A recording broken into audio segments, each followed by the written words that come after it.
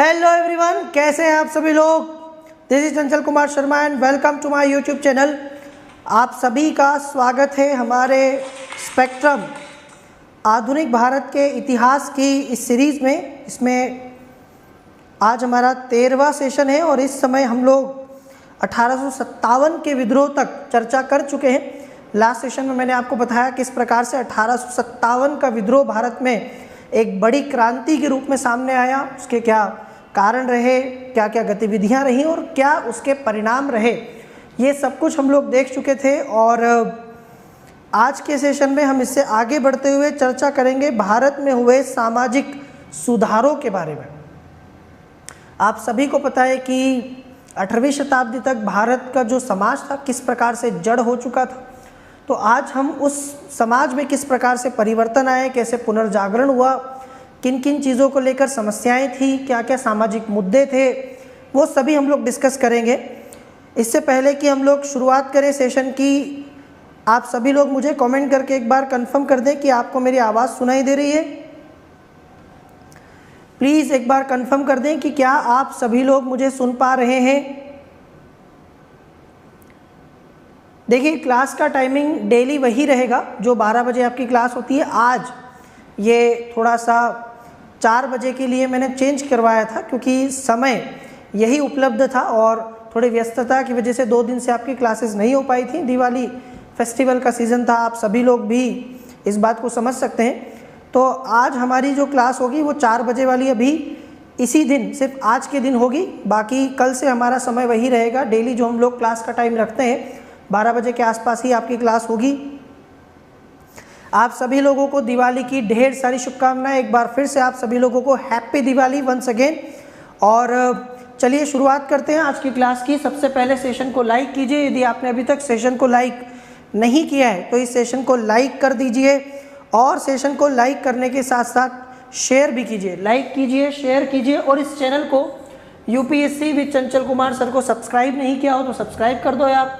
जैसे जैसे आप इसको सब्सक्राइब कर रहे हैं वैसे वैसे हमारे लर्नर्स इस चैनल पर, इस प्लेटफॉर्म पर बढ़ रहे हैं। हमारी फैमिली अब 12,000 से अधिक लोगों की हो चुकी है। बस इसी तरह से आपका साथ रहा तो बहुत जल्दी हम लोग 50,000 और फिर 1 लाख के आंकड़े को छू लेंगे। तो इसे शेयर कीजिए और सब्सक्राइब कीजिए। और पीडीएफ के लिए नोट्स यदि आपको चाहिए तो आप आ जाइए Chanchal Kumar sir official Telegram channel पर। ये जो टेलीग्राम चैनल है, इस टेलीग्राम चैनल पर आपको मिलेंगे नोट्स, है ना, फ्री पीडीएफ। तो ये चैनल को सब्सक्राइब कीजिए, ज्वाइन कीजिए टेलीग्राम पर, तो वहाँ आपको नोट्स वगैरह भी मिल जाएंगे। चलिए शुरू करें। डेली 12 बजे क्लास रहेगी। मेरी बात ज़रा ध्यान से सुन लीजिए। कई लोगों को कन्फ्यूज़न है कि सर क्लास का टाइमिंग चेंज हो गया है। तो क्लास का टाइमिंग चेंज नहीं हुआ है, टाइमिंग वही है हमारा 12 बजे वाला। आज के लिए चूँकि आज थोड़ा सा व्यस्तता के कारण समय नहीं मिल पाया तो मैंने आपकी क्लास का टाइमिंग आज 4 बजे करवा दिया था। बाकी डेली आपको कोई कन्फ्यूज़न जो है इसके लिए नहीं होना चाहिए, ठीक है। गुड इवनिंग सभी को, गुड इवनिंग, नमस्कार। उम्मीद करता हूँ कि आपका त्यौहार जो है बहुत अच्छा गया होगा। आप सभी लोगों ने दीपों के इस पर्व पर खूब धमाल की होगी, मस्ती की होगी, एंजॉय किया होगा। और बस अब वापस बैक टू दी जो है वर्क हम लोग आ जाए। अपना फिर से तैयारी स्टार्ट कीजिए, पढ़ाई लिखाई शुरू कीजिए। जो भी हुआ उसका हैंगओवर अब उतार लीजिए, ठीक है। तो हम लोग क्या पढ़ने वाले हैं आज, हम बात करेंगे सामाजिक धार्मिक सुधार आंदोलनों का। ये जो टॉपिक है ये बहुत इम्पॉर्टेंट टॉपिक है एग्ज़ाम के दृष्टिकोण से। यदि आप यूपीएससी या स्टेट पीएससी कहीं भी जाएंगे तो यहाँ से काफ़ी सारे क्वेश्चंस पूछे जाते हैं। जैसा कि आजकल आप देखते हो ना, हमारा समाज आपको कैसा दिखाई देता है। आज आपको दिखाई देता है कि आप हर जाति के लोग, हर धर्म के लोग एक साथ बैठकर स्कूल में आप पढ़ते हैं, साथ साथ खाते हैं, आना जाना करते हैं, मंदिरों में जाते हैं, अलग अलग जगह पर आप जा सकते हैं। इसके साथ साथ आपने देखा होगा लड़कों के साथ साथ लड़कियों को भी बराबर के अधिकार हैं।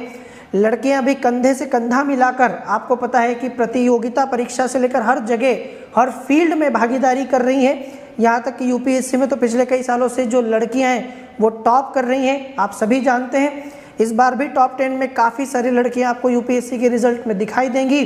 तो अब हमारा समाज आपको जो दिखाई दे रहा है वैसा समाज आज से 150-200 साल पहले ये समाज ऐसा नहीं था। इस समाज में ऐसी बहुत सारी बुराइयां थी जिन्हें एक सभ्य व्यक्ति कभी भी बिल्कुल पसंद नहीं करेगा। यहाँ कुछ जाति विशेष के लोगों का जीवन उतना आसान नहीं था, उतना सरल नहीं था। इसके साथ साथ महिलाओं की जो दशा है वो तो बहुत दयनीय थी। हम लोग कई बार कहते हैं कि भारतीय संस्कृति में महिलाओं का अपना एक अलग स्थान रहा है, अलग जगह रही है ना। हम लोग नारी को पूजने वाले देश के तौर पर जाने जाते रहे, नारी का सम्मान करने वाले देश के तौर पर जाते रहे। हम लोग देवी के तौर पर प्रतिमा बनाकर हम लोग ईश्वर को पूजते हैं। लेकिन भारत में अगर प्रैक्टिकली आप देखें तो महिलाओं की स्थिति आज से कुछ साल पहले बहुत बुरी हुआ करती थी। ना उन्हें शिक्षा के अधिकार थे, ना उन्हें बराबरी के अधिकार थे, ना ही उन्हें समाज में कहीं आने जाने की छूट थी। नौकरी करना तो बहुत दूर की बात थी, पर्दा करना पड़ता था, घर की चार दीवारी में रहना पड़ता था। एक पति मतलब एक पुरुष कई जो है एक से अधिक पत्नियां रखता था, मतलब कई सारी पत्नियों का एक पति हुआ करता था। कई बार छोटी छोटी उम्र में, बहुत कम उम्र में 8 साल, 6 साल, 7 साल, 10 साल की उम्र में शादी कर दी जाती थी। तो बहुत सारी समस्याएं थी। इसके साथ समाज में कई प्रकार का अंधविश्वास था, कुरीतियाँ थी, कट्टरता थी, रूढ़िवाद था। इस सब को लेकर भारत में 19वीं शताब्दी में बहुत ज़ोर शोर से सुधार के लिए प्रयास किए गए। कई सारे सुधारवादियों ने इस दिशा में कोशिशें की और आप सभी लोग उनके नाम जानते हैं। राजा राम मोहन राय से लेकर एक लंबी लिस्ट हमारे सामने आती है। ईश्वरचंद विद्यासागर, दयानंद सरस्वती, केशव कर्वे, ज्योतिबा फुले, उनकी पत्नी सावित्रीबाई फुले, स्वामी विवेकानंद, बहुत सारे नाम आपने सुने होंगे। तो ये सभी जो हम लोग पढ़ने वाले हैं, आज का टॉपिक वो इसी से जुड़े हुए हैं। भारत में सामाजिक धार्मिक सुधार आंदोलन। तो ये जो सामाजिक धार्मिक सुधार आंदोलन है ये क्यों हुए? भाई सुधार तो तभी होगा ना कि जब कोई समस्या होगी, जब कोई परेशानी होगी, जब सब कुछ ठीक चल रहा हो तो सुधार की तो कोई गुंजाइश ही नहीं होती। इसीलिए पहले समझना पड़ेगा कि सुधार हुआ क्यों, क्या ज़रूरत थी सुधार करने की। तो 19वीं शताब्दी में जो भारत का समाज था वो कई प्रकार के धार्मिक अंधविश्वासों का शिकार था। आज भी है, ऐसा नहीं है। आप भी जिस सोसाइटी में रहते हो, आज भी आपके आसपास कई लोग, ऐसा नहीं बोल रहा हूँ कि अनपढ़, पढ़े लिखे लोग, डिग्री वाले लोग जिनके पास में अच्छी खासी डिग्री है, जो बहुत अच्छी जॉब में है, बिजनेस करते हैं, खूब सारा पैसा है, ऐसे बुद्धिजीवी माने जाने वाले लोग भी अंधविश्वास के शिकार हैं, आज भी हैं। और एक धर्म में नहीं, हर धर्म में है। कोई किसी चीज़ को लेकर अंधविश्वास रखता है, कोई किसी चीज़ को लेकर अंधविश्वास रख रहा है। तो धार्मिक अंधविश्वास, सामाजिक कुरीतियाँ, ये हमारे समाज को जकड़े हुए थे। चारों तरफ आप देखेंगे एक ऐसा समाज हमारा बन चुका था जहाँ लोगों का दम घुटता था। आज भी आपने देखा होगा कि इन लोग घर से निकलते हैं और बिल्ली का रास्ता काट जाती है तो आज भी लोग इसको अशुभ मानते हैं। या ऐसे कई प्रकार के नियम हमारे यहाँ पर पाले जाते हैं जिनका कोई तुक नहीं है, लेकिन बस परंपराओं के नाम पर, प्रथाओं के नाम पर, पूर्वजों के नाम पर, शास्त्रों के नाम पर, धार्मिक ग्रंथों के नाम पर हमारे यहाँ समाज आज भी वो सब करता जा रहा है। तो समझना सिर्फ इतना नहीं है कि पहले के ज़माने में क्या दिक्कतें थी, इनको दूर करने के क्या प्रयास हुए, एग्ज़ाम में तो ठीक है, अपने जीवन में भी इसको उतारिए। जितना हो सके अंधविश्वासों से, कुरीतियों से, समाज को बदनाम करने वाली और समाज को नीचे ले जाने वाली चीज़ों से दूर रहिए। यदि आप पढ़े लिखे हैं तो पढ़े लिखे होने का मतलब ये नहीं है कि आपको सिर्फ लिखना आता हो, पढ़ना आता हो, अंग्रेजी बोलना आता हो, किसी विषय का ज्ञान हो, इतने से पढ़ा लिखा हो नहीं होता कोई इंसान। पढ़ा लिखा वो होता है जिसकी सोच आधुनिक होती है, जो कपड़े कुछ भी पहने लेकिन कम से कम सोचने से खुले विश्वासों वाला, खुले दिमाग का व्यक्ति, जो किसी कट्टरता में ना फंसा हो, जो किसी के प्रति द्वेष नहीं रखता हो, जो समाज में हर व्यक्ति के साथ एक जैसा व्यवहार करता हो, वो होता है आधुनिक। तो यहाँ समाज की जो स्थिति थी ना, हिंदू समाज कई तरह की बुराइयों, बर्बरता, अंधविश्वासों से जो है ओतप्रोत था। समाज में एक वर्ग ऐसा था जो अपना उच्च स्थान बनाए हुए था और दूसरे वर्ग के लोगों को, ठीक है, नीचा स्थान दिया गया था और विभिन्न कर्मकांड और अलग अलग प्रकार के धार्मिक कृत्यों की सहायता से उसने अपना वर्चस्व स्थापित करके रखा हुआ था। तो ये समाज था 19वीं शताब्दी का। और यदि आप देखें तो इस समाज में कई प्रकार की एक से बढ़कर एक बुराइयां थी। इनमें सबसे ज़्यादा जो बुरी स्थिति थी वो महिलाओं की थी।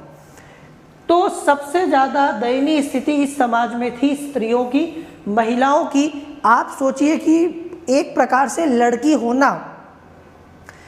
होना अभिशाप माना जाता था। मतलब या तो लड़की को पैदा होते ही मार दिया जाता था। आपको पता है भारत में आज भी होता है, कई जगह लड़कियों का पैदा होना शुभ नहीं माना जाता। कई जगह आज भी आप देखेंगे कि लोग लड़कियों को होते ही मार दे। पहली बात तो गर्भ में मारने के प्रयास होते हैं, भ्रूण हत्या, हालांकि सरकार ने उसके लिए कानून बनाया है। कई जगह लड़कियों को पैदा होने के पहले मार दिया जाता है और कई जगह लड़कियों को होने के बाद मार दिया जाता है। तो लड़कियों को पैदा होते ही मार दिया जाता था।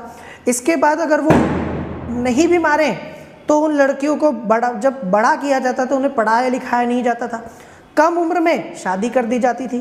फिर जैसा पति चाहे वो उसको वैसा रखता था, अत्याचार करता तो वो सहन करना पड़ता था। उसके बाद उस लड़की का अगर मान लो कि किस्मत खराब हो, कम उम्र में शादी होती थी और हो सकता है कि अगर पति मर जाए तो फिर उसको भी जल के खुद को जिंदा जलाना पड़ता था आग में, और सती प्रथा जैसी प्रथाएं हुआ करती थी। इसके साथ साथ आप देखेंगे कि उस काल में महिलाओं को अगर वो विधवा हैं और अगर वो सती नहीं हुई तो उनका जीवन नरक के जैसा हुआ करता था। तो ये पूरी समस्याएं महिलाओं के साथ थी। उनका जन्म अपशकुन माना जाता था, उनका विवाह बोझ माना जाता था। अगर महिला विधवा हो गई तो वो श्राप समझा जाता था। जन्म के बाद बालिकाओं की हत्या कर देना आम बात हुआ करती थी। बाल विवाह समाज में बहुत बड़े पैमाने पर था। तो आपको पता होगा ये सारी समस्याएं हमारे यहाँ उस समय के उस काल के समाज में बड़े पैमाने पर थी। आज भी हैं।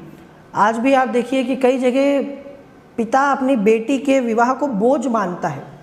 ऐसा नहीं है, मतलब अगर आपसे क्वेश्चन पूछा जा सकता है पुराने ज़माने को लेकर, तो वर्तमान काल को लेकर भी यहाँ से क्वेश्चन बन सकता है कि अभी भी समाज में वो सारी चीज़ें पूरी तरह से हटी नहीं है।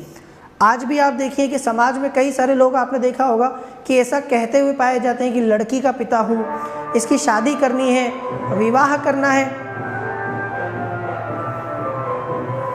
समझ में आया आपको?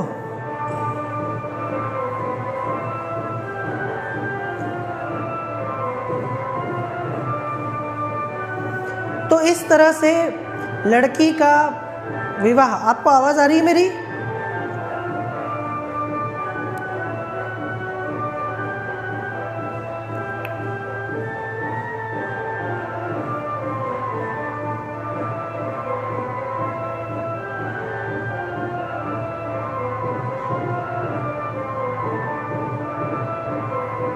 को पीछे का साउंड सुनाई दे रहा है?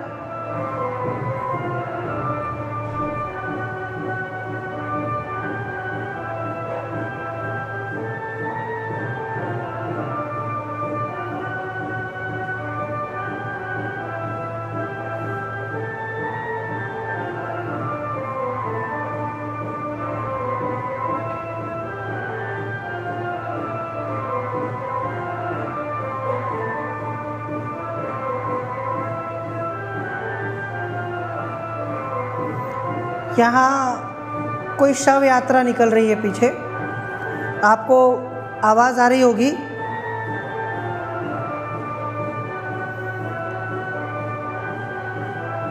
किसी का निधन हुआ है।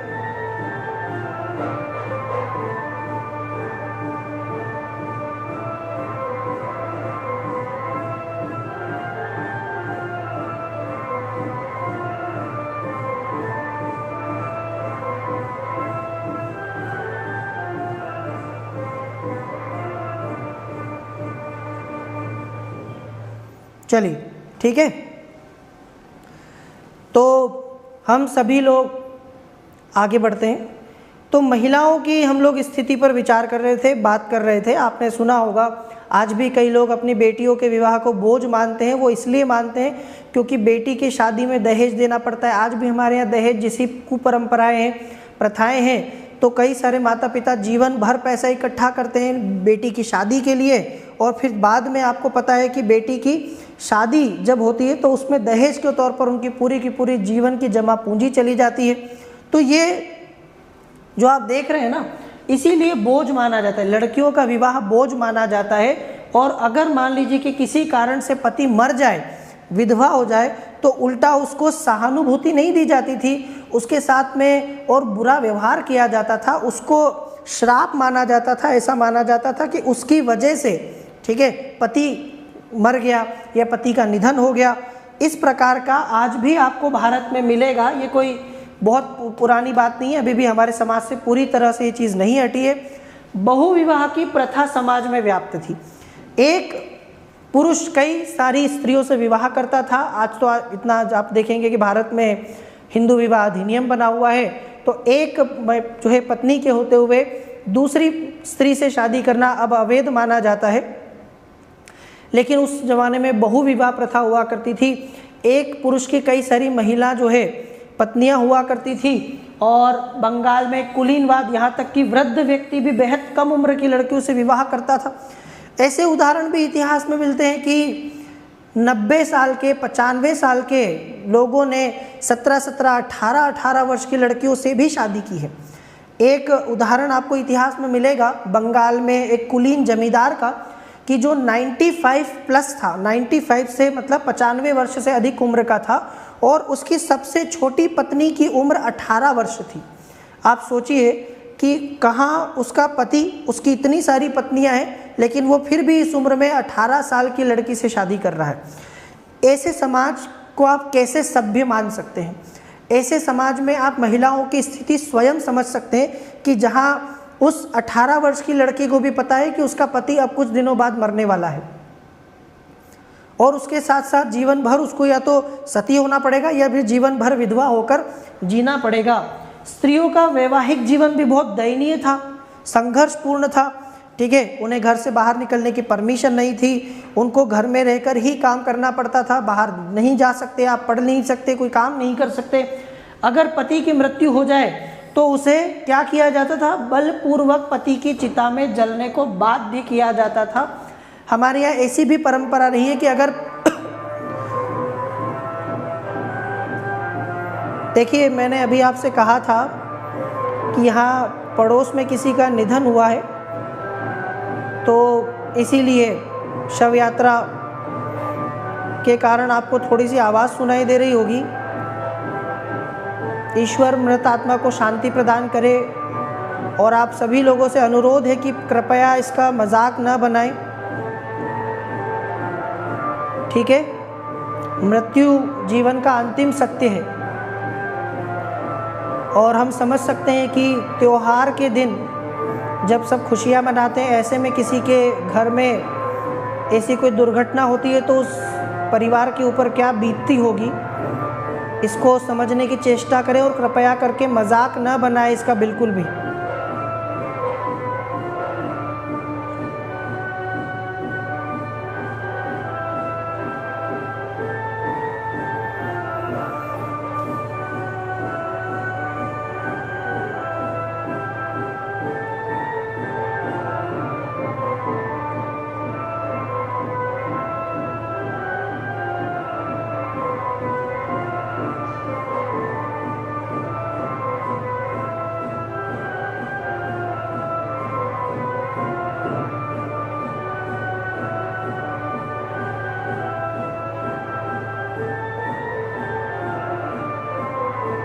ठीक है, तो मैं कंटिन्यू कर रहा हूँ आप लोगों के लिए, प्लीज़ उस तरफ ध्यान ना दें, है ना, परेशान ना हो। तो सती प्रथा में क्या होता था, आपको पता है कि किसी महिला के पति के निधन के बाद उस महिला को अपने पति की चिता पर, है ना, आत्मदाह करना होता था, उसको भी जल के मरना होता था। और इस तरह की प्रथा को हमारे यहाँ सती प्रथा बोलते थे। राजा राम मोहन राय, जिन्होंने सती प्रथा के विरुद्ध एक जंग लड़ी, एक युद्ध लड़ा है ना, आपको पता है कि उन्हें ये श्रेय दिया जाता है कि उन्होंने भारत में सती प्रथा का अंत करवाया, सती प्रथा को समाप्त करवाया, और इसके लिए उन्होंने शास्त्र की आड़ में हत्या की इसको संज्ञा दी। मतलब उनका ये मानना था कि आप सती प्रथा शास्त्र के नाम पर कर रहे हैं, तो आप शास्त्र के नाम पर कोई परंपरा नहीं निभा रहे हैं, आप हत्या कर रहे हैं, ये मर्डर है, और शास्त्र के नाम पर किसी को मर्डर करने की परमिशन नहीं होनी चाहिए। कोई स्त्री यदि इस परंपरा से, इस प्रथा से बच जाती कि अगर मान लीजिए सती नहीं हुई तो जीवन भर विधवा के तौर पर उसका जो जीवन हुआ करता था ना, वो बिल्कुल एक प्रकार से अपमान, तिरस्कार, उत्पीड़न और दुख में भुलाने जैसा था। ना तो उस महिला को सजने संवरने की, श्रृंगार करने का अधिकार था, परमिशन थी, कहीं आने जाने की परमिशन नहीं थी, अपने मन के हिसाब से खाने की परमिशन नहीं थी। बहुत तरीके से आप सोचिए कि किसी का जीवन कितना विवश हो जाता होगा इस परंपरा के बाद। तो ये महिलाओं की स्थिति में ये सारी चीज़ें जो मैंने आपको बताई ये थी। लेकिन उस काल में एकमात्र सिर्फ महिला या स्त्रियों की दशा खराब नहीं थी, इसके साथ साथ समाज में और भी कई समस्याएं थी, और उनमें से एक है जातिगत भेदभाव। ऐसा नहीं है कि आज भारत में जातिगत भेदभाव नहीं होता, तमाम प्रयासों के बाद भी, ठीक है, कई तरह के कानून भी हमारे यहाँ पर है, इसके बावजूद भी भारत में जाति प्रथा आज भी आपको पता है कि चल रही है। कई लोग जातिवादी हैं, आज भी कई लोग जाति के आधार पर भेदभाव के शिकार हैं, ठीक है। जाति प्रथा भी समाज की एक महत्वपूर्ण बुराई थी। वर्ण या जाति का जो निर्धारण है वो वैदिक कर्मकांडों के आधार पर होता था। दरअसल आपने देखा होगा कि हमारे यहाँ एक 4 वेदों में से एक वेद है ऋग्वेद, है ना। ऐसा माना जाता है कि ऋग्वेद जो है उसमें कुल 10 मंडल या अध्याय हैं, और उस 10 मंडल में से जो 10वां मंडल है, उस 10वें मंडल में पुरुष सूक्त नाम के एक सूक्त में पहली बार भारत में वर्ण व्यवस्था का आपको उल्लेख मिलता है। यहाँ से वर्ण व्यवस्था का उद्गम हुआ है भारत में, है ना। आपने सुना होगा 4 वर्ण आए, ब्राह्मण, क्षत्रिय, वैश्य और शूद्र। तो वैदिक कर्मकांडों के आधार पर इसका निर्धारण होता था। हाँ, पहले ये वैदिक काल में, जब ऋग्वैदिक काल की बात करें तो ये सिर्फ कर्म पर आधारित था कि जो जैसा कर्म होता था वैसे वर्ण या जाति का हो जाया करता था। लेकिन धीरे धीरे ये हो गया जन्म पर आधारित। उत्तर वैदिक काल के बाद में वर्ण व्यवस्था जन्म पर आधारित हो गई, मतलब जो व्यक्ति जिस वर्ण का हुआ करता था जिसमें उसका जन्म होता था, मतलब पिता अगर ब्राह्मण है तो बेटा ब्राह्मण, पिता अगर क्षत्रिय है तो बेटा क्षत्रिय हुआ करता था। इस जाति व्यवस्था की सबसे निचली सीढ़ी पर थे अनुसूचित जाति के लोग, जिन्हें शूद्र कहा जाता था। क्या कहा जाता था? शूद्र वर्ण का माना जाता था, और समाज में हेय दृष्टि से देखा जाता था और अछूत माना जाता था, ठीक है। उनसे लोग आमतौर पर दूर रहते थे, है ना। उनसे ज़्यादा आपस में आप देखेंगे कि बातचीत करना या उनसे किसी तरह के संबंध नहीं रखना, ये आम बात थी। इन अछूतों को अस्पृश्य या इसीलिए अछूत माना जाता था क्योंकि निचले वर्ण में थे। इनकी संख्या पूरी हिंदू जनसंख्या का 20% से भी ज़्यादा थी। अगर आप ओवरऑल जनसंख्या में देखेंगे तो इनकी जनसंख्या 20%, मतलब कि हर 5 में से 1 व्यक्ति हिंदू धर्म में इसी वर्ण का था। इतनी बड़ी संख्या होने के बावजूद भी इनके साथ बड़े पैमाने पर, ठीक है, भेदभाव किया जाता था और अनेक प्रतिबंध इनके ऊपर लगाए गए थे। मंदिर नहीं जा सकते, सार्वजनिक सड़कों पर नहीं चल सकते, किसी सार्वजनिक तालाब या नदी से पानी नहीं ले सकते, सार्वजनिक कुएं से पानी नहीं ले सकते, अपने बच्चों को पढ़ा नहीं सकते, उनके बच्चे दूसरे साधारण बच्चों के साथ खेल नहीं सकते। इस प्रकार के प्रतिबंध हुआ करते थे और इस वजह से समाज जो है ना वो बट गया था। सोचिए कि भारत में इतने साल तक अंग्रेज शासन इसीलिए कर पाए क्योंकि हम इतने बटे हुए थे। देश में सिर्फ धर्म के आधार पर बंटवारा नहीं था कि चलो एक हिंदू है, मुस्लिम है, सिख है। इस देश में जाति के आधार पर इतना बंटवारा था कि आप देखेंगे कि बहुत सारे अलग अलग जो है जातियों में हिंदू धर्म के लोग बटे हुए थे। इसी वजह से राष्ट्र के एकीकरण में बाधा आती थी। कई सारे बुद्धिजीवी पढ़े लिखे लोग जैसे राजा राम मोहन राय, बाद में आप देखेंगे कि महात्मा गांधी, अंबेडकर, इन लोगों ने समझा कि जब तक हम बटे हुए रहेंगे तब तक हम इस देश के लिए कुछ नहीं कर सकते, हम इस देश को आज़ाद नहीं करा सकते, अंग्रेजों के साथ लड़ नहीं सकते। इसीलिए इन्होंने पहले भारत में छुआछूत को समाप्त करने का भी लक्ष्य बनाया। महात्मा गांधी इसको रचनात्मक कार्य का दर्जा देते थे कि जब तक हम आपस में बटे रहेंगे तब तक हम लोग अंग्रेजों के खिलाफ एक होकर कैसे लड़ेंगे। इसीलिए उन्होंने सभी कांग्रेस के लोगों से कहा कि भारत में छुआछूत को समाप्त करने के प्रयास करो, सभी लोगों को एकता। इसीलिए उन्होंने इनको हरिजन नाम दिया। आपने सुना होगा महात्मा गांधी ने इनको हरिजन का नाम दिया था, इसीलिए क्योंकि वो सबके साथ इनको मिलाना चाहते थे, है ना। वो राष्ट्र के विकास में इसको बाधा नहीं बनने देना चाहते थे। फिर अगला देखेंगे पाश्चात्य संस्कृति का। अगर हम लोग देखें तो जिस समय अंग्रेज भारत में आए, उपनिवेशी शासन जब भारत में स्थापित हुआ तो भारत में आधुनिकीकरण भी हुआ। नए नए साहित्य पढ़ने को मिले, नए नए विषय पढ़ने को मिले। थोड़ा सा कुछ लोग अंग्रेजी माध्यम में पढ़कर वेस्टर्न फिलॉसफी पढ़ लिए। अच्छे खासे बड़े बड़े जो लेखक हैं वेस्टर्न कंट्रीज़ में, उनकी किताबें पढ़े। धीरे धीरे उन्हें समझ में आया कि भारत को छोड़कर इस तरह का भेदभाव दुनिया में कहीं भी नहीं है। उन्होंने भारत में समाज में लोगों को इस सब का उदाहरण देना शुरू कर दिया कि जो तुम करते हो ना, ये कहीं भी नहीं होता। पूरी दुनिया समानता की बात करती है, मानवता की बात करती है, पूरी दुनिया भाईचारे की बात करती है। भारत ऐसा देश है जहाँ ऐसा बंटवारा हमको दिखाई देता है। समझ में आया? इस प्रकार से नवीन विचार जब भारतीय संस्कृति में आए तो उसकी वजह से भी भारत में समाज सुधार की ज़रूरत पैदा हुई। ठीक है, पढ़े लिखे भारतीयों ने खास करके इसका बीड़ा उठाया और पढ़े लिखे भारतीयों ने भारत के लोगों को इस सब से दूर जाने की सलाह दी। उनका मानना था कि यदि भारत को आगे बढ़ना है तो अपने इन सारे परंपराओं को, प्रथाओं को छोड़ना होगा। ठीक है, इस सोच ने मतलब भारत सभ्यता की दौड़ में काफ़ी पिछड़ गया। इनका ये मानना था कि प्राचीन काल में भारत बहुत आगे था। प्राचीन काल में भारत में तकनीक का, ज्ञान का, कौशल का बहुत विकास हुआ। हम काफ़ी आगे थे, हम सभ्य थे। लेकिन धीरे धीरे जैसे जैसे आगे बढ़े तो सभ्यता के कालक्रम में भारत काफ़ी पीछे छूट गया इन परंपराओं के नाम पर, इन प्रथाओं के नाम पर। तो इनका ये मानना था कि जैसे विश्व के बाकी देशों ने, खास करके यूरोप ने पुनर्जागरण के द्वारा, वैज्ञानिक सोच के द्वारा अपने औद्योगिक क्रांति की इतना विकास किया, भारत भी आगे जा सकता है। यदि भारत विज्ञान की बात करने लगेगा, भारत तकनीक की बात करने लगेगा तो भारत भी इसमें आगे बढ़ सकता है। इस सोच ने एक प्रतिक्रियावादी स्वरूप को जन्म दिया।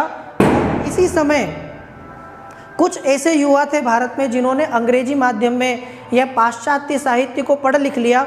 ठीक है, पाश्चात्य शिक्षा प्राप्त बंगाली नवयुवकों ने इस सोच से अभिप्रेरित होकर भारत की सभ्यता और विकास में काफ़ी जो है योगदान दिया। ठीक है, भारत में नए नए मूल्यों का समावेश किया। जैसे आपने सुना होगा यंग बंगाल आंदोलन। अगर आपने सुना हो तो एक यंग बंगाल आंदोलन के नाम से आपको मिलेगा।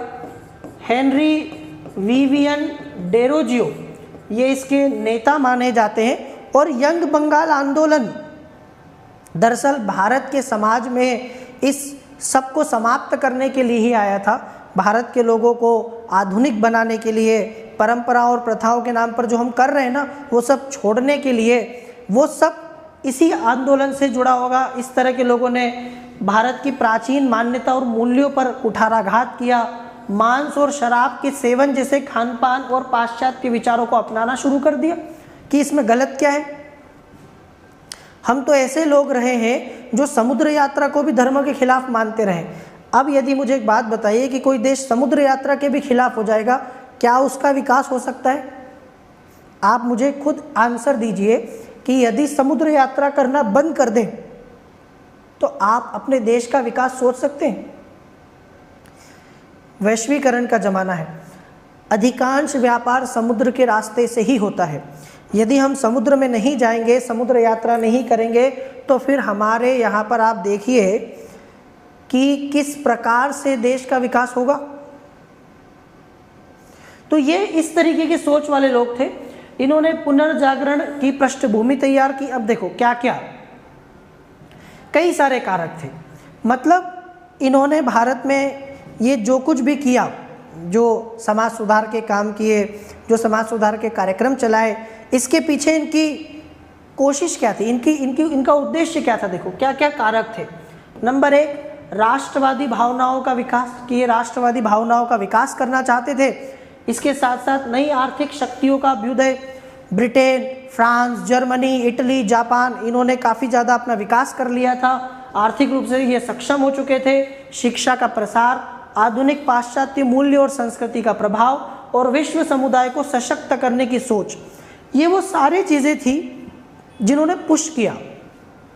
भारत में समाज सुधार के लिए इन्होंने प्रेरित किया लोगों को कि यदि आप अपना विकास चाहते हो, आगे बढ़ना चाहते हो, तो फिर आपको समाज सुधार करना पड़ेगा। आपको अपनी पुरानी दकियानुसी परंपराओं को, प्रथाओं को, सड़ी गली परंपराओं को छोड़ के आगे बढ़ना पड़ेगा। Is that clear? चलिए, अब अगर हम देखें तो इस पूरे के पूरे सुधार आंदोलन के, ये तो मैंने आपको बताया कारण कि भारत में जो 19वीं शताब्दी में सुधार आंदोलन हुए, पहली बात तो ये कि समाज में क्या क्या समस्याएं थी। मुख्य रूप से समाज में दो ही समस्याएं थी। एक तो महिलाओं की स्थिति बहुत दयनीय थी, उनके साथ साथ क्या क्या समस्याएं थी वो मैंने आपको बताया। दूसरी दिक्कत जो थी वो थी अछूतों की। ठीक है, भारत में एक शूद्र माने जाने वाले वर्ण की स्थिति की, छुआछूत की, जातिवाद की, इन सब की समस्याएं थी। इसके साथ कई सारी और भी दिक्कतें थी, वो लेकिन छोटी छोटी थी। बड़ी मुख्य रूप से अंधविश्वास, कर्मकांड वगैरह ये तो था ही से। अब अगर हम इन सुधार आंदोलनों को देखें, आपसे क्वेश्चन अगर भारत में 19वीं शताब्दी के सुधार आंदोलनों को लेकर आए तो मोटे तौर पर आप इन्हें दो भागों में बांट सकते हैं। ध्यान से समझना मेरी बात।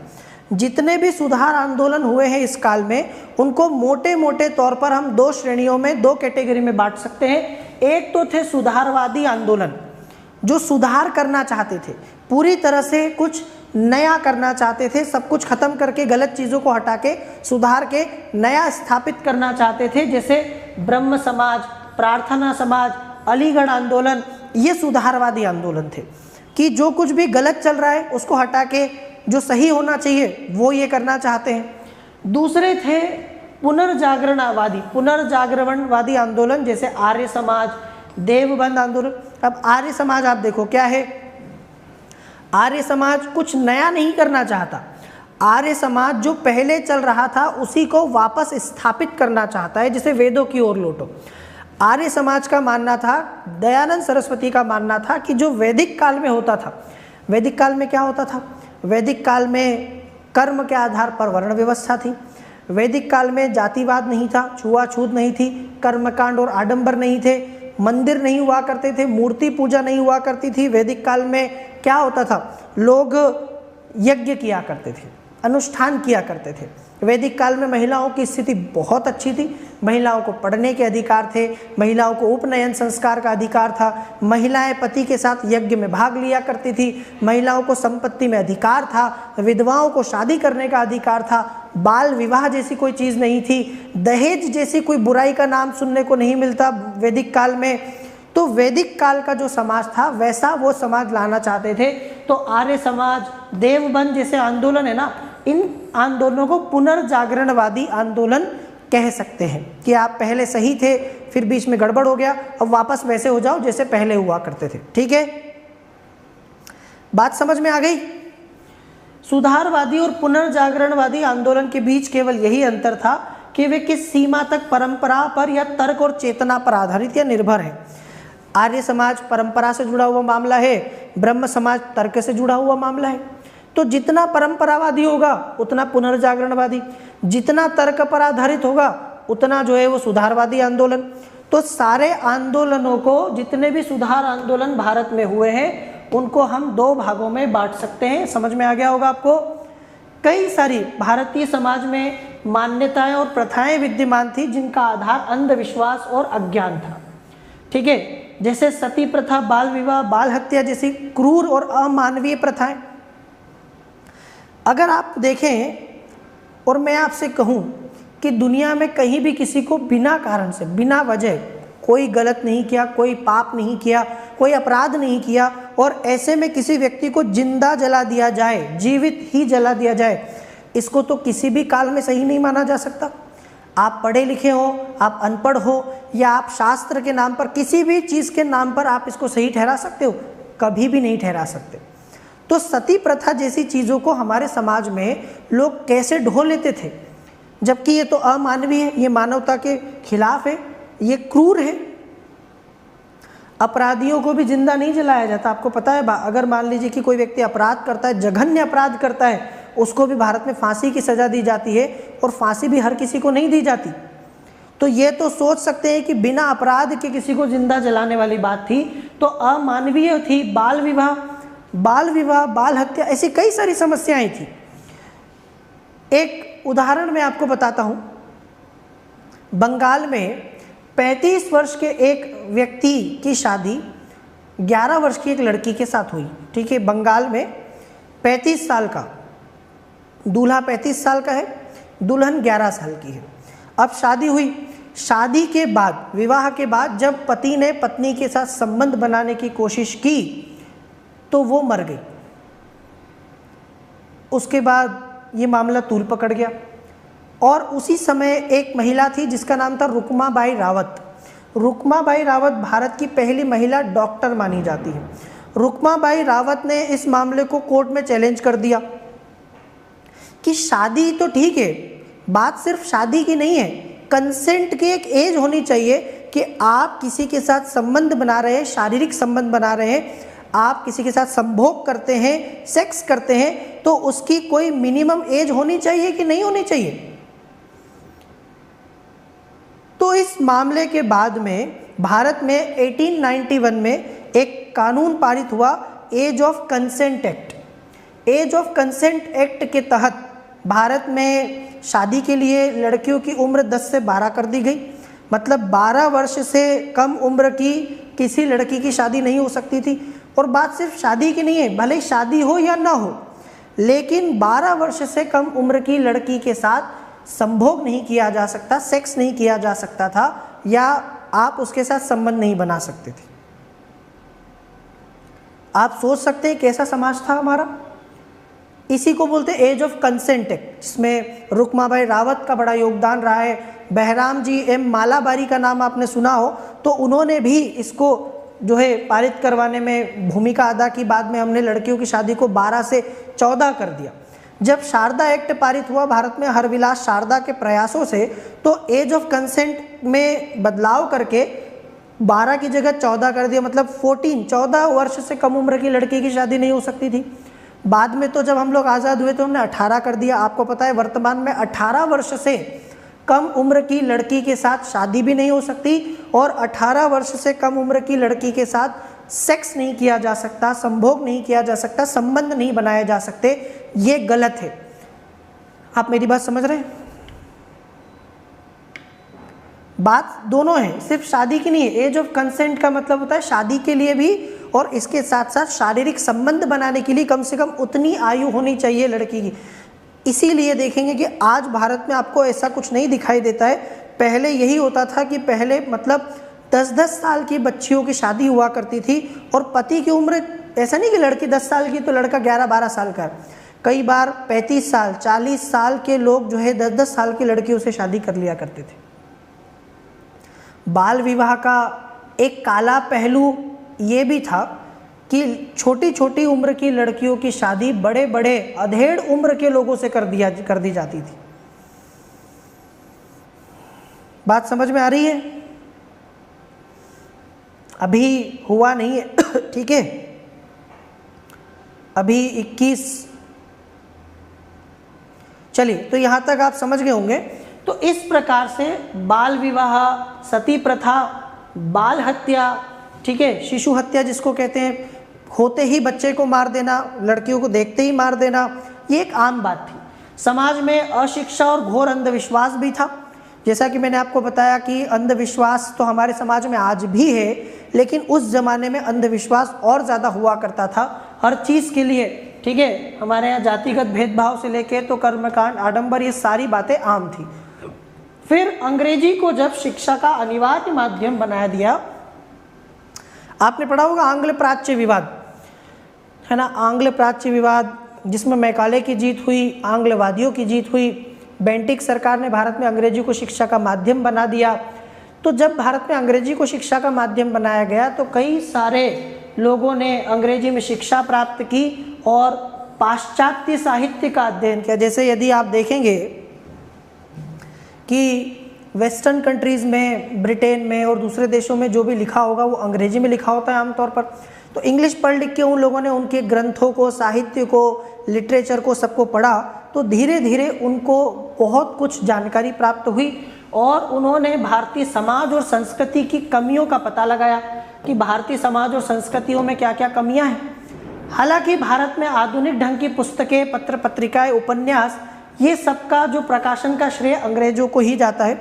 अंग्रेज़ों ने भारत में आधुनिक पत्र पत्रिकाओं का प्रकाशन करवाना शुरू किया, लेकिन अंग्रेज़ों ने कोई हमारा भला सोच के ये सब नहीं किया। वो आप भी जानते हैं कि इसमें उन्होंने अपना ही फ़ायदा देखा था। 1853 के बाद रेलवे का भी विकास हो गया। आपको पता है जब भारत में ट्रेन चलने लगी तो इससे भी सामाजिक गतिशीलता बढ़ी। क्या हुआ कि जब ट्रेन चलने लगी तो उत्तर के लोग दक्षिण में, दक्षिण के लोग उत्तर में, पूर्व के लोग पश्चिम में, पश्चिम के लोग पूर्व में आसानी से जाने आने लगे। तो पहले जो लगता था ना कूप मंडूक जैसा मामला, कुएं के मेंढक जैसे थे, उन्हें लगता था कि जो वो कर रहे हैं पूरी दुनिया वही करती होगी। जब लोग बाहर जाने लगे, दूर दूर के इलाकों में जाने लगे, दूसरे लोगों से संपर्क में आने लगे, तो पता चला कि हम ही ऐसा करते, दूसरे लोग तो ऐसा नहीं करते। अगर आप देखें तो हमारे यहाँ पर कई लोग एकादशी को चावल नहीं खाते, एक बहुत साधारण सा नियम कई जगह भारत में चलता है। लेकिन जब कोई ऐसा व्यक्ति जिसके घर में इस नियम का पालन होता है वो दक्षिण भारत जाता है जहाँ पर साल भर पूरे 365 दिन दोनों टाइम लोग चावल ही खाते हैं, तो उसको लगेगा कि यार कुछ नहीं होता, वहाँ तो लोग चावल ही खाते हैं, हर दिन चावल खाते हैं, हमारे यहाँ किसी एक दिन चावल ना खाने से क्या हो जाएगा। तो धीरे धीरे जब लोग एक दूसरे के संपर्क में आते हैं, कांटेक्ट में आते हैं ना, तो उनके अंदर सामाजिक रूप से गतिशीलता बढ़ती है, उनके अंदर एक प्रकार से जागरूकता बढ़ती है। तो वही हुआ कि रेलवे के विकास से भी भारत में सामाजिक सुधारों को गति मिली। ईसाई मिशनरी, अब ईसाई मिशनरियों का भारत में एक लक्ष्य था, भारत में ज़्यादा से ज़्यादा ईसाई धर्म का प्रचार करना। आप जानते होंगे, है ना। सेशन को लाइक भी कर दीजिए आप लोगों को अगर अच्छा लग रहा हो, त्योहारों का समय है ना, तो कम से कम अच्छा लगे तो सेशन को लाइक शेयर करना ना भूलें। अब जैसे जैसे ईसाई मिशनरी भारत में आए, उनका काम था भारत के लोगों को ज़्यादा से ज़्यादा क्रिश्चियन बनाना, ईसाई बनाना। अब वो ईसाई बनाना चाहते हैं तो कैसे बनाएंगे, वो भारत के लोगों के धर्म को कमज़ोर बताकर। तो उन्होंने भी खुल के ये सारी चीज़ें बोलना शुरू कर दी कि भारत के धर्म में, यहाँ के लोगों में क्या क्या समस्याएं हैं, और उसके बाद धीरे धीरे ईसाई धर्म का प्रचार करना शुरू कर दिया। जब भारत में ईसाई मिशनरियों ने भारत के लोगों की धर्म की बुराइयों को, परंपराओं को, प्रथाओं को, उनकी आलोचना करनी शुरू कर दी, उनकी बुराइयां करना शुरू कर दी, तो इनसे भारत के लोगों के अंदर और ज़्यादा अपने धर्म में सुधार करने की चेष्टा पैदा हुई। एक खतरा सा आ गया। खतरा इसलिए आ गया क्योंकि जैसे मैं आपको एग्जांपल देता हूँ, आप किसी रेस्टोरेंट में खाना खाते हैं, ठीक है, डेली आप वही खाना खाते हैं क्योंकि आपको खाना बनाना नहीं आता, या आप कहीं बाहर रह रहे हैं और आपके लिए खाना बनाने वाला कोई नहीं है। आप बाहर किसी रेस्टोरेंट में खाना खाते हैं, लेकिन जहाँ आप खाना खाते हैं वहाँ आसपास और कोई रेस्टोरेंट नहीं है, तो आपको मजबूरी में वहीं खाना खाना पड़ता है। अब वो कई बार खाना अच्छा बनाता है, कई बार नहीं बनाता, और अधिकांशतः वो खाना खराब बनाता है, गंदा बनाता है, आपको अच्छा नहीं लगता, लेकिन मजबूरी में आपको वहीं खाना पड़ रहा है। ऐसे में एक दिन एक व्यक्ति ने पास में बगल में एक और रेस्टोरेंट खोल लिया। अब उसका खाना उससे अच्छा है, वो उससे बढ़िया खाना बना रहा है, टेस्ट भी अच्छा दे रहा है, क्वालिटी भी अच्छी दे रहा है, तो ऑब्वियस है कि आप उसके यहाँ जाओगे खाने। अब तो जिस रेस्टोरेंट में आप खाने जा रहे हो, अभी वर्तमान में जहाँ आप खाना खा रहे हैं, वो अपनी क्वालिटी में सुधार करने की कोशिश करेगा। यदि वो अपनी क्वालिटी में सुधार नहीं करता है, पहले की तरह आपको खाना देता रहा, तो शायद अब आप दूसरे रेस्टोरेंट में जाके उसके ग्राहक बन जाओगे और उसकी दुकान बंद हो जाएगी। तो जब एक धर्म में बुराइयां थी, दूसरा धर्म का ऑप्शन आया जो कह रहा है कि हमारे यहाँ ऐसा कुछ भी नहीं है। आपको पता है भारत में आज भी कई सारे लोगों को दूसरे धर्म में कन्वर्ट करवाया जाता है या धर्म परिवर्तन करवाया जाता है, तो इस चीज़ का सहारा सबसे ज़्यादा लिया जाता है आज भी, कि देखो आप जिस धर्म में हो वहाँ तो छुआछूत है, आपके साथ भेदभाव होता है, ठीक है, आपको ऊंचा नीचा देखा जाता है, हमारे धर्म में आ जाओ, हमारे धर्म में कोई छुआछूत नहीं है, कोई भेदभाव नहीं, सब बराबर है, हमारे यहाँ आओगे तो आपको सब लोगों की तरह एक जैसा ट्रीट किया जाएगा। तो व्यक्ति आकर्षित हो जाता है उस धर्म की तरफ। तो भारत में वही हुआ। फिर सरकार के दृष्टिकोण ने भी समाज सुधार आंदोलन को प्रेरणा दी, ठीक है, धीरे धीरे, क्योंकि सरकार पश्चिमी समाज की तरह भारत के समाज को बनाना चाहती थी, तो इसको रोकने की भी ज़रूरत थी। अब मैं आपको बता रहा हूँ उन लोगों के नाम जिन्होंने इस समाज सुधार आंदोलन में बड़े पैमाने पर योगदान दिया। पहला नाम देखो ज्योतिबा फुले, इनका नाम आपने सुना होगा। पूरा जीवन महात्मा फुले कहते हैं इनको। पूरा जीवन इन्होंने, इनकी धर्मपत्नी सावित्रीबाई फुले दोनों ने, ठीक है, दलितों के उत्थान में, महिलाओं के, स्त्रियों की, लड़कियों की शिक्षा, उनके जीवन सुधार के लिए अपना समर्पित कर दिया। ज्योतिबा फुले सत्यशोधक समाज के लिए जाने जाते हैं। गोपाल हरि देशमुख का नाम आपने सुना होगा। इसके साथ KT Telang, BM Malabari, Behram ji Malabari, Dhundiraj, Keshav Karve, DK Karve, Narayana Guru, Ramaswamy Naikar, BR Ambedkar, ये कुछ प्रमुख लोग थे जिन्होंने समाज सुधार का काम किया। इसके साथ आप दयानंद सरस्वती को भी ले सकते हैं, हालांकि उन्होंने धार्मिक सुधार भी किए हैं। आप राजा राम मोहन राय को ले सकते हैं, ईश्वर चंद्र विद्यासागर को ले सकते हैं, कई सारे लोग हैं ऐसे। कई वर्षों के बाद, ठीक है, और ज़्यादा अच्छे अच्छे नेतृत्व इनको मिले और कई प्रकार के अलग अलग समाज सुधार संगठन भी बने। इसमें दो मुख्य उद्देश्य थे, मुख्य रूप से दो चीज़ों को लेकर ये आज चला है। पहला, समाज में स्त्रियों की दशा में सुधार लाना, और दूसरा, समाज में अस्पृश्यता को दूर करना, जो मैंने आपको बताया। मुख्य रूप से दो उद्देश्य थे। पहला, एक तो महिलाओं की जो स्थिति समाज में बहुत दयनीय थी, उसको सुधारना था। समाज में आपको बताया कि महिलाओं को न तो समता था, न मैंने आपको बताया कि उनको अपनी मर्जी से कुछ करने का अधिकार था। एक प्रकार से पुरुषों के समान नहीं माना जाता था। दूसरी तरफ अस्पृश्यता, छुआछूत, जाति भेदभाव, ये भी था। तो इसमें सबसे ज़्यादा दिक्कत थी महिलाओं के साथ। स्त्रियों की दशा में सुधार की सबसे ज़्यादा ज़रूरत थी, महिलाओं की दशा में सुधार की। समाज में स्त्रियों की दशा बहुत ज़्यादा शोचनीय थी, उन्हें पुरुषों से नीचे समझा जाता था, उनकी अपनी कोई पहचान नहीं थी। यहाँ तक कि आप देखो, पर्दा प्रथा, सती प्रथा, बाल विवाह जैसी बुराइयाँ थी। पर्दा प्रथा आपको मालूम है कि अपना जो चेहरा है वो ढक के रखना, घूंघट, आजकल आपको कई जगह घूंघट के तौर पर दिखाई देता होगा। और सिर्फ एक धर्म में, बहुत सारे अलग अलग धर्मों में आपको मिलेगा कि महिलाओं के साथ इस तरह की प्रथाएं और परंपराएं हैं। आप जानते हैं, हिंदू धर्म में कई लोग घूंघट, पर्दा करते हैं। इस्लाम में भी आप चले जाएं तो वहाँ भी लोग पर्दे की तरह ही है, ठीक है। आपने देखा होगा, हिजाब पहनते हैं, स्त्रियों के चेहरे को। पुरुषों के लिए ऐसा कुछ नहीं है। यही समाज की सबसे बड़ी दिक्कत है कि महिलाओं के साथ इतने तरह के नियम कायदे रखे गए, पुरुषों को इससे बिल्कुल अलग रखा गया। वो जैसा चाहे जो चाहे कर सकते हैं, जैसा चाहे जी सकते हैं, उनको पूरी तरह से आज़ादी दी गई। तो ये सती प्रथा तो आपको पता ही है, लेकिन इसके साथ साथ पर्दा प्रथा, बाल विवाह जैसी बुराइयां भी थी, जिनकी वजह से महिलाओं की जो स्थिति बड़ी खराब थी। तो कई सारे क्वेश्चन यहाँ से बनते हैं। अब आप सोचेंगे क्वेश्चंस क्या क्या बनते हैं। क्वेश्चंस बनते हैं, एक तो महिलाओं की स्थिति को लेकर कि 19वीं शताब्दी में महिलाओं की स्थिति कैसी थी, क्या क्या समस्याएं थी उनके साथ, जो मैंने आपको बताया। फिर एक क्वेश्चन बनता है कि इसमें सुधार के प्रयास कैसे किए गए, क्या क्या किया गया इनकी स्थिति में सुधार के लिए। फिर इसके साथ आपसे पूछा जा सकता है, ठीक है, अगला क्वेश्चन, संगठन, कौन कौन से संगठन बने जिन्होंने महिलाओं की सुधार के लिए कार्य किए, कौन कौन से लोग हैं जिन्होंने सुधार किए, प्रयास किए, सुधारक कौन कौन थे मुख्य रूप से महिलाओं की, स्त्रियों की दशाओं के सुधार के लिए किस किस ने क्या क्या किया, और इसमें महिलाओं का क्या योगदान रहा, वो भी पूछा जा सकता है। तो हिंदू और मुस्लिम दोनों ही समाज में महिलाओं की स्थितियाँ अच्छी नहीं थी। ऐसा नहीं है कि कोई धर्म को लेकर, हिंदुओं में भी महिलाओं की स्थिति, मुस्लिमों भी महिलाओं की स्थिति जो है खराब हुआ करती थी। आर्थिक रूप से भी आप देखेंगे कि महिलाओं की, सिर्फ ऐसे नहीं, आर्थिक भी, क्योंकि कमाने के उनके पास कोई साधन नहीं थे, पूरी तरह से पति पर निर्भर हुआ करती थी, इसीलिए सहन करती थी। भला है बुरा है जैसा भी है, मेरा पति मेरा देवता है वाला जो कॉन्सेप्ट है वो यहीं से चलता था, क्योंकि पति से अलग उसका अपना अस्तित्व नहीं माना जाता था कि पति जो है वही सब कुछ है, पति नहीं तो महिला अकेली क्या करेगी, पत्नी कुछ कर नहीं सकती जीवन में। तो आर्थिक रूप से वो पुरुषों पर आश्रित थी, शिक्षा ग्रहण करने की मना, शिक्षा नहीं ग्रहण कर सकती थी। संपत्ति पर अगर आप देखो तो हिंदू धर्म में तो उस काल में महिलाओं को संपत्ति में अधिकार नहीं था, पैतृक संपत्ति नहीं ले सकती थी। हाँ, मुस्लिम महिलाओं को था, वो भी आधा, पूरा नहीं। मुस्लिम महिलाओं में संपत्ति का अधिकार था, लेकिन पुरुषों की तुलना में आधी संपत्ति उनको दी जाती थी। तलाक में ज़बरदस्त भेदभाव था। आज भी आप देखो कि हमारे यहाँ कई धर्म है जहाँ महिला पुरुषों में तलाक को लेकर भेदभाव है, तो तलाक को लेकर भी भेदभाव था। पुरुष तलाक ले सकता है लेकिन महिला जो है वो तलाक नहीं ले सकती।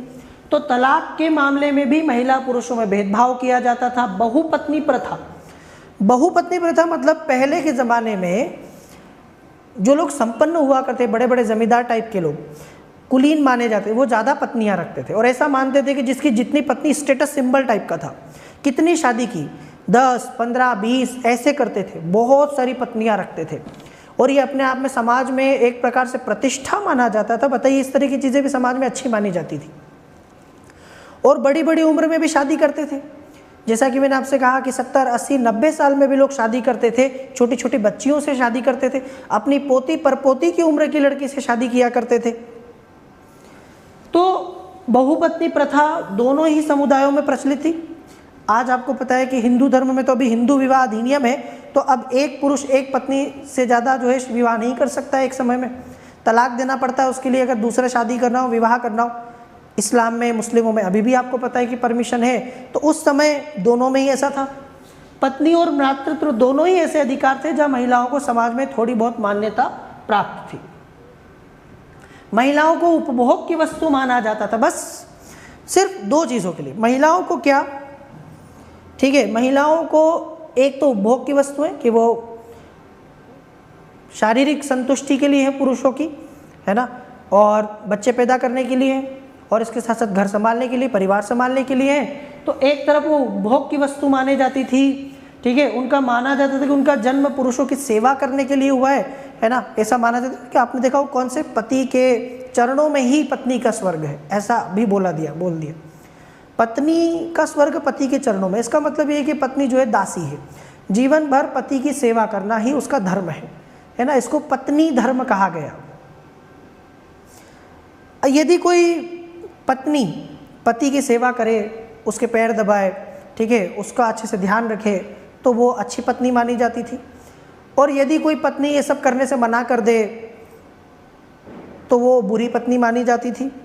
पति अगर ये कर ले, उल्टा हो जाए, वैसे तो होता नहीं था, लेकिन अगर पति पत्नी की कुछ सेवा कर दे थोड़ी सी भी, गलती से भी, तो वो गुलाम माना जाता था, जोरू का गुलाम, पत्नी का गुलाम, या उसकी समाज में हंसी उड़ाई जाती थी, मजाक उड़ाया जाता था। आज भी ऐसे ही है। इस मामले में समाज अभी भी बहुत आगे नहीं बढ़ पाया है ना।